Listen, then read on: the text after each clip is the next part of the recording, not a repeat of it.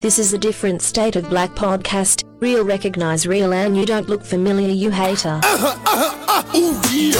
Honey. I think it's about that time for a yes, indeedy. Now, a man was suspected in a domestic dispute, but it turns out he was actually yelling at the debates. Yes, sir. A Wisconsin man was investigated for a suspected domestic dispute, but turns out he was actually prepping for Donald Trump's visit by watching the first debate. The Waukesha Freeman reports neighbors were concerned that he and another person were engaged in an altercation, prompting a call to police. When police arrived, they discovered the man was yelling profanities about Clinton so loud that it could be heard throughout the building, where other tenants thought there was a domestic altercation occurring.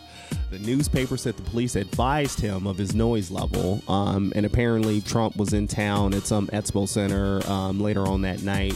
But why am I not surprised that a Trump supporter was so loud and I don't even know the other word, just fucking ignorant, as you will, just so angry at Clinton. And this whole election thing has just been a mess. I didn't watch the debate last Monday because I was watching Monday Night Raw. I don't care too much for the debate. I know that this is, a critical time in our life as, these people are trying to become president of the United States. I know all that, but I don't need to watch the debate. I already know Trump doesn't know what the fuck he's talking about.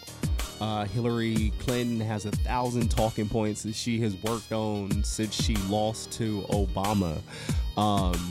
It's a big game. We're not really going anywhere with this, and I don't know how I see this presidential election, because to be just in all complete honesty, we got two fucking clowns up there running for president. This is a reality show if I've ever seen. If the aliens were to land on Earth today and be like, yo, what the fuck is going on with this election process, they would definitely zap us. They would bring out the death ray and they'd get rid of all of us, because they'd be like, yo, this is a fucking circus that you guys got, and these are going to be the leaders of the free world, the leaders of this solar system, if you will. Nah.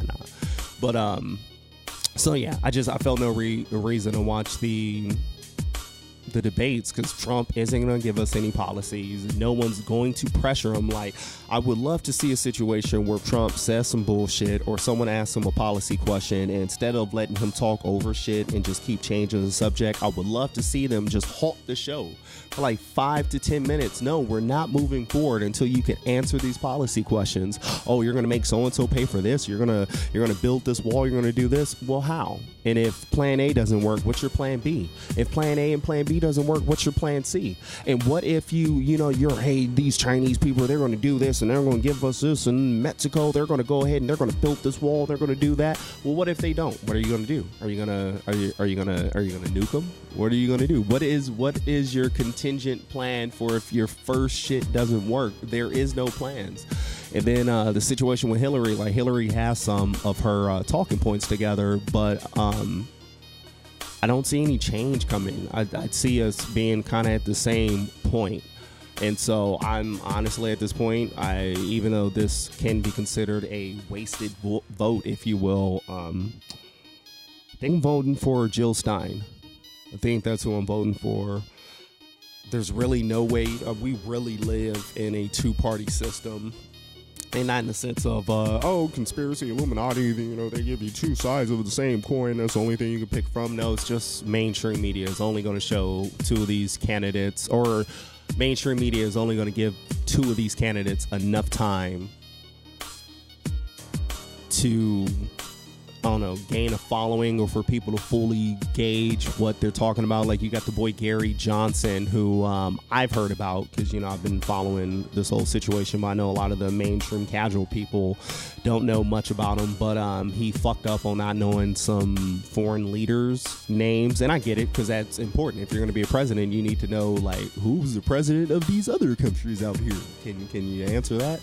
But I say all that to say that, yeah, they're not going to give him actual time on TV. TV. They're going to show every time he fucks up. And same thing with Jill Stein. Anytime she messes up, they're going to show you, oh, yeah, don't waste your vote on that. You need to work with these two parties right here because they're here to help.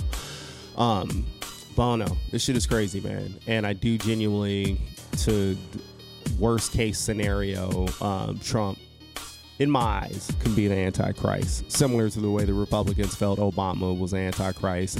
Nah, thinking it might be Trump. Hey, for all we know, it could be Clinton, because isn't part of the whole part of the Antichrist thing is when they come in power, it's a name, it's the name of someone who's already been in power or some shit like that. I don't know. Take out your Bibles, read it, tell me what y'all think. But I think this whole debate and the idiot fucking yelling at the TV because Clinton can't hear you, I think all that deserves a great big.